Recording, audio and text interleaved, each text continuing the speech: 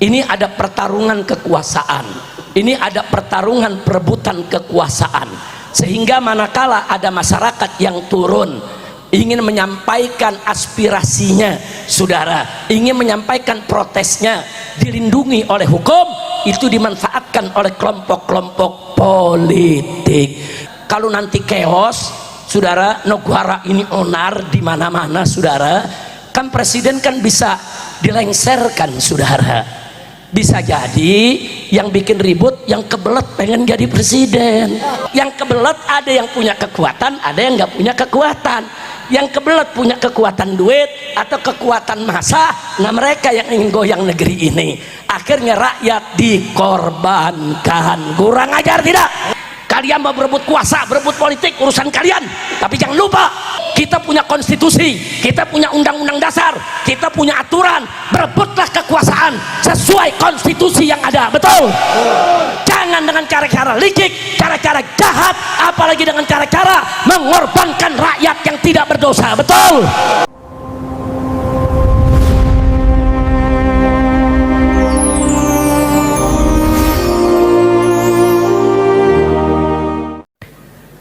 Assalamualaikum warahmatullahi wabarakatuh.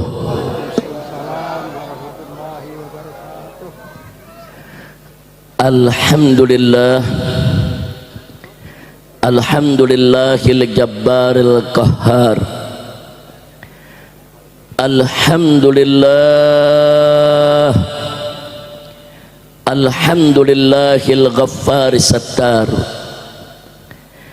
Wassalatu wassalamu ala nabiyil mukhtar wa ala alihil abhar wa ashabihil akhyar wa man tabi'ahum ila yaumil mahsyar. Amma ba'd, siyadatul habaib asyurafa wa sa'adatul ulama'il fudala wa jami'il hadirin wal hadirat al ahibba'il a'izza rahimakumullah. في هذه المناسبة السعيدة وبمثل هذا الاجتماع المبارك لا أنسى أن أوصيكم جميعا ونفسي بتقوى الله وبطاعة رسول الله صلى الله عليه وسلم. فنسأل الله سبحانه وتعالى أن يجعلنا جميعا من المتقين. آمين يا رب العالمين. Satu kebahagiaan bagi saya pada kesempatan malam hari ini bisa duduk berdampingan dengan orang tua saya dan orang tua kita semua, yaitu Sayyidil Walid Al-Habib Zaid bin Muhsin Al-Attas hafidhahullahu ta'ala wa ra'ah. Satu kebahagiaan saya pada kesempatan malam hari ini bisa hadir kembali dalam acara Maulid Akbar yang setiap tahun selalu digelar oleh akhina Al-Fadil Al-Habib Muhsin bin Zaid Al-Attas, yang biasanya didampingi oleh kakanda beliau yaitu Habib Hamid Al-Attas yang saat ini sedang melaksanakan umrah. Sekali lagi satu kebahagiaan karena pada malam hari ini saya bisa berkumpul dengan keluarga besar Habib Muhsin bin Zaid Al-Attas, termasuk ibundanya yaitu Syarifah Fatmah binti Husul Al-Attas dan ibu mertuanya yaitu Syarifah Maryam binti Ahmadun Al-Attas, dan juga berkumpul dengan seluruh yaitu sanak keluarganya. Kita doakan mudah-mudahan seluruh keluarga besar Habib Zaid saudara senantiasa diberkahi oleh Allah Subhanahu wa taala, dipanjangkan umur dalam taat dan ibadah, dalam sehat wal afiat, dan semuanya diberikan kebahagiaan dari dunia hingga akhirat. Amin ya rabbal alamin. Dan satu duduk di hadapan kita di atas panggung ini yang saya tidak sebut sama sekali tidak mengurangi rasa hormat, takrim, ihtiram dari kita kepada mereka. Kita doakan agar segenap guru kita dari kalangan habaib, dari kalangan ulamanya, para kiainya, para tokohnya, senantiasa semoga diberikan perlindungan oleh Allah Subhanahu wa taala, dimudahkan segala urusannya, dibahagiakan dunia dan akhiratnya. amin ya rabbal alamin. Ahibail kiram, saya bersyukur pada malam hari ini saya bisa hadir. Pertama-tama saya ingin menyampaikan permohonan maaf terlebih dahulu. Pada sepanjang hari ini ada 3 acara maulid yang mengundang saya, 3-tiganya saya tidak bisa hadir karena semalam dari kemarin saya betul-betul sangat lelah hingga digelarnya acara maulid di Petamburan semalam selesai jam 1, kita baru bisa istirahat sekitar jam 2. Tapi karena begitu lelah, subuh kita sudah terkena demam. Nah, kemudian ada sedikit vertigo. Ini dunia kayak melayang, goyang semua ya ikhwan. Nah, sebetulnya subuh itu sepatutnya saya hadir acara maulid di Masjid An-Nur tempat Kiai Haji Maulana Kamal Yusuf hafidhahullah ta'ala wa ra'ah. Nah, karena saya tidak bisa hadir, saya utus, saya punya menantu yaitu Al-Habib Hanif bin Abdurrahman Al-Attas. Saya pikir nggak apa-apa lah yang subuh saya nggak berangkat, mungkin nanti jam 7 pagi enakan saya bisa berangkat ke Poltangan. Nah, itu juga ada peringatan maulid yaitu di Habib Ali Al-Attas dan saudaranya Habib Ali Al-Attas. Akhirnya ke Kiai Kamal, langsung ke Poltangan, langsung akhirnya ke Selipi. Semuanya bisa teratasi, alhamdulillah. Doakan agar semua menantu saya senantiasa dijaga oleh Allah, amin ya rabbal alamin. Nah, baiklah ya ikhwan, jadi jangan ngikutin Habib Muhsin. Habib Rizik ceramahnya bebas waktunya, enak aja kita batasin 15 menit aja. Setuju? Enggak, tega loh. Masya Allah, tumben ceramah Ustadz tanya setuju? Enggak, malu banget gua ngomongnya. Ya, mudah-mudahan semua sehat di sini juga. Masya Allah, ini ada saudara tokoh jawara yang sejak dulu, sejak muda sampai hari ini tetap konsisten berjuang bersama ulama ya, alhamdulillah. Mudah-mudahan Bang Tatang terus berjuang bersama para habaib, para ulama, terus jaga keamanan ibu yang dinyatakan oleh Allah subhanahu wa ta'ala sebagai rahmat untuk semesta alam. Wallahu subhanahu wa ta'ala sudah dinyatakan oleh Allah sebagai rahmat untuk semesta alam, otomatis pasti Nabi adalah manusia yang sangat sempurna. Karena kalau Nabi kita tidak sempurna, mustahil saudara menjadi rahmat untuk semesta alam. Itu kata-kata lil alamin, untuk semesta alam nggak sembarangan. Itu artinya apa saudara? Untuk seluruh makhluk. Karena al-alamin dalam konteks bahasa Arab itu maknanya adalah masiwallah, apa saja selain Allah. Seluruh makhluk yang ada ini ciptaan Allah, semuanya adalah al-alamin. Jadi kalau Nabi dikatakan rahmat untuk semesta alam, berarti Nabi kita diutus oleh Allah sebagai rahmat untuk alam manusianya, alam jinnya, saudara. Begitu juga alam malaikatnya, alam hewannya, alam tumbuhannya, bahkan untuk seluruh alam semesta. Sallu ala nabi. Nah, manusia yang dijadikan oleh Allah sebagai rahmat untuk semesta alam ini mustahil kalau tidak sempurna, saudara. Jadi ayat tadi sekaligus menjadi dalil bahwa Nabi kita adalah makhluk yang sempurna. Sebagaimana saya punya guru tercinta As-Sayyidul Muhaddits Al-Habib Muhammad bin Alwi Al-Maliki Al-Hasani Al-Makki, saudara, radhiyallahu ta'ala anhu wa an walidayh. Beliau mengarang sebuah kitab dengan judul Muhammad Al-Insanul Kamil. Dalam satu kitab tersebut beliau ringkikan dalil satu persatu dengan penjelasan yang luar biasa, baik dalil Al-Quranul Karim maupun dalil dari hadis Nabi kita, saudara, tentang kesempurnaan Nabi, kesempurnaan akhlaknya, baik yang khalqiyah maupun yang khuluqiyah, saudara, baik sifat-sifat Nabi yang berkenaan dengan jasmaninya maupun kesempurnaan akhlak Nabi yang berkenaan dengan budi pekerti. Jadi sekali lagi, Nabi yang kita peringati maulidnya pada malam hari ini bukan seorang manusia biasa, basyarun la kal basyar, bukan manusia seperti manusia lainnya, sempurna yang diutus oleh Allah sebagai rahmat untuk semesta alam. Alhamdulillah, Nabi yang kita peringati maulidnya pada malam hari ini, saudara, adalah seorang yang diberikan kesaksian oleh Allah Subhanahu wa taala akhlak yang azim. Di sini dikatakan akhlak yang azim, enggak main-main saudara, bukan sekedar akhlak yang hasan, akhlak yang azim saudara, artinya akhlak yang sangat agung. Itu menunjukkan kepada kesempurnaan akhlak Nabi. Karena mustahil Nabi disebut sebagai manusia yang sempurna kalau akhlaknya tidak sempurna. Nabi menjadi manusia sempurna karena memang memiliki akhlak yang sempurna. Itulah yang dikatakan wa innaka la'ala khuluqin azim. Ini sertifikat ilahi saudara, syahadatun ilahiyah, sertifikat ilahi. Allah yang memberikan pernyataan, Allah yang maha mengetahui tentang kondisi nabinya saudara. Allah yang maha mengetahui apa yang diucapkan dan dilakukan oleh Nabi di depan umatnya, dan Allah maha mengetahui apa yang diucapkan dilakukan Nabi di belakang umatnya. Bahkan Allah maha mengetahui apa yang terlintas di benak dan pikiran kita punya Nabi saudara.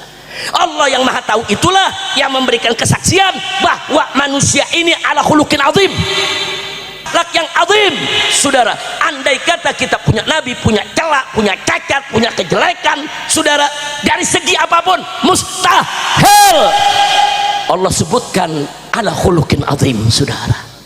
Jadi ayat ini pun menjadi dalil, menjadi bukti kalau Nabi adalah manusia yang sempurna.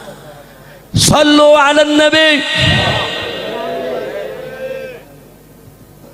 Nabi yang kita peringati maulidnya pada malam hari ini adalah seorang manusia yang kita diwajibkan oleh Allah untuk memberikan totalitas kepatuhan, atau dengan kata lain kita wajib taat secara mutlak. Kenapa saudara taat secara mutlak? Apa sih maksud taat secara mutlak? Taat secara mutlak artinya apa saja yang Nabi suruh kerjain, apa saja yang Nabi larang tinggalin saudara. Tidak perlu banyak komentar, tidak perlu ada keraguan apapun. Sami'na wa ata'na, itu namanya ketaatan mutlak saudara. Makanya Allah katakan dalam Al-Quranul Karim, faqala ta'ala ya ayyuhalladzina amanu athi'ullah wa athi'ur rasul. Hei orang-orang yang beriman, taatilah oleh kamu Allah dan taatilah Rasul. Enggak sampai di situ, di ayat yang lain Allah nyatakan wa ma atakumur rasulu fakhudhuhu wa ma nahakum anhu fantahu. Apa-apa yang diberikan oleh Nabi kepada kamu ambil, dan apa-apa yang Nabi larang tinggalkan. Subhanallah, mutlak saudara, mutlak. Lagi-lagi ini jadi dalil, ini jadi bukti kalau Nabi manusia yang sempurna. Kalau Nabi tidak sempurna, mustahil kita diperintahkan taat secara mutlak, mustahil. Kita juga diperintahkan oleh Allah untuk taat kepada umara, untuk taat kepada ulama, tapi tidak mutlak. Makanya kalau kita lanjutkan ayat tadi, ya ayyuhalladzina amanu, hei orang-orang beriman, ati Allah, taatilah Allah, wa atiur rasul, dan taatilah Rasulullah, wa ulil amri minkum. Begitu ulil amri cuman wawul ataf aja saudara. Dalam bahasa Indonesianya taatilah Allah dan taatilah Rasulullah, dan dalam kurung taati juga umara, yaitu ulil amrinya. Siapa ulil amri? Ulama dan umara saudara. Ulama ulil amri kita dalam urusan agama dan akhirat, umara ulil amri kita dalam urusan dunia. Dua-duanya wajib kita taati, tapi ingat taatnya tidak mutlak. Taatilah Allah dan taatilah Rasulullah, dan juga dalam kurung taatilah ulil amri. ada syaratnya kalau mereka taat kepada Allah dan Rasulnya. Subhanallah. Kenapa taat kepada ulil amri? Kenapa taat kepada ulama? Kenapa taat kepada umara? Tidak mutlak, saudara, karena umara dan ulama tidak maksum. Mereka bisa benar, bisa salah. Mereka bisa benar, bisa salah. Mereka bisa taat, bisa juga maksiat. Makanya taat kepada ulama dan umara tidak mutlak. Lihat dulu, kalau umara buat aturan sesuai dengan Al-Quran dan As-Sunnah, saudara, sesuai dengan aturan syariat, wajib untuk kita taati. Tapi kalau umara membuat aturan yang mencekik rakyat, merusak negara, bertentangan dengan Al-Quran dan As-Sunnah, haram untuk kita taati, saudara. Nah, ya makanya taat umara enggak mutlak, begitu juga taat ulama enggak mutlak. Kalau ulama itu saleh, taqiyun, mukmin, taat kepada Allah dan Rasulnya, saudara, menuntun kita dengan ajaran-ajaran yang lurus sesuai ajaran Allah dan Rasulnya, wajib kita ikuti ulama. Tapi manakala ulama itu menyimpang, mengharamkan yang halal, menghalalkan yang haram, saudara, memutarbalikkan ayat dan hadis, saudara, memberikan ajaran-ajaran yang menyesatkan, haram untuk kita taati, saudara. Kira-kira jelas tidak? Nah, makanya kenapa taat kepada ulama, umara enggak mutlak, karena mereka enggak maksum, bisa berbuat dosa. Tapi kenapa kalau kita taat kepada Rasul, saudara, kok mutlak? Karena Nabi maksum. Nabi, saudara, dijaga oleh Allah dari segala dosa. Nabi dijaga oleh Allah dari segala kesalahan, sehingga yang Nabi ajarkan kepada kita mustahil salah. Jadi apa yang datang dari Allah dan Rasulnya mutlak benar, wajib untuk kita ikuti. Nah, ini menjadi dalil. Kalau begitu Nabi kita sempurna. Kalau Nabi nggak sempurna, mana mungkin, saudara, kita diminta taat secara mutlak? Nggak mungkin. Dengan adanya perintah Allah, kita wajib mengikuti Nabi. Apa yang disuruh kerjakan, apa yang dilarang tinggalkan, saudara, cukup menjadi bukti bahwa Nabi sempurna. Sallu ala Nabi. Kira-kira jelas gak? Nah, makanya kan ngawur. Ada anggota dewan seenaknya ngomong, nggak ada manusia yang sempurna, termasuk Nabi Muhammad juga nggak sempurna. Pala lu bomenyan. Saya nggak fitnah, ada gak ngomong begitu? Ada gak? Nggak perlu saya sebutkan namanya, saudara, buka aja YouTube kelihatan kok. Enaknya, saudara, dia bilang nggak ada manusia yang sempurna, maksudnya dia bela diri. Ini kan anggota DPR kan banyak korupsi, yang nggak apa-apalah, kan nggak sempurna. Nah, terus dipakai ngomong lagi, pakai ditambahin, saudara, Nabi Muhammad juga nggak sempurna. Kurang ajar, nggak boleh, saudara. Nah, kalau nggak ngerti agama, belajar, betul, betul. Nah, kalau sudah salah ucap, tobat. Ini diperingati oleh ulama, malah dicela ulamanya. Kurang ajar, saudara. Udah cukup segitu aja dah. Udah 15 menit. Saya perjanjian sama Habib Muksin 15 menit. Lanjut. Lanjut. Emang kalau suara udah masuk gigi 2 kayak orang nggak sakit. Kadang-kadang sakit udah meriang, ketemu mic baik. Apalagi dapat musuh kayak di Pemalang, sakit langsung baik. Masya Allah, nggak tahu tuh keajaiban dari mana. Alhamdulillah. Ya bukan, kalau ketemu musuh makin sakit kan gawat. Kita sakit ketemu musuh makin sakit, ya gawat. Musuh bisa girang, betul. HP meriang, demam, ketemu musuh seger, seger. Alhamdulillah, hadza min fadli rabbi liyabluwani aashkur am akfur. Baik, 3 fakta tadi yang saya sampaikan. Nabi sebagai rahmat untuk semesta alam. Nabi memiliki wa innaka la'ala khuluqin azim. Kemudian juga ketaatan kepada Nabi harus mutlak. Nah, itu saja tuh, saudara, cukup dalil buat kita bahwa Sayyiduna Muhammad sempurna. Nah, baiklah ya ikhwan, Sampai situ. Selanjutnya saya ingin sampaikan juga, saudara, betapa kita punya nabi yang begitu sempurna, yang pada malam hari ini kita peringati hari kelahirannya. Cintanya kepada umatnya juga luar biasa. Nah, ini yang mesti kita tahu, nabi sangat cinta kepada umat. Suatu malam, saudara, di waktu tahajud, Nabi pernah membaca setelah sholat tahajud surat Al-Ma'idah. Surat Al-Ma'idah, saudara, ada 120 ayat. Sampailah Nabi ke ayat 118. Beliau baca ayat tersebut, saudara.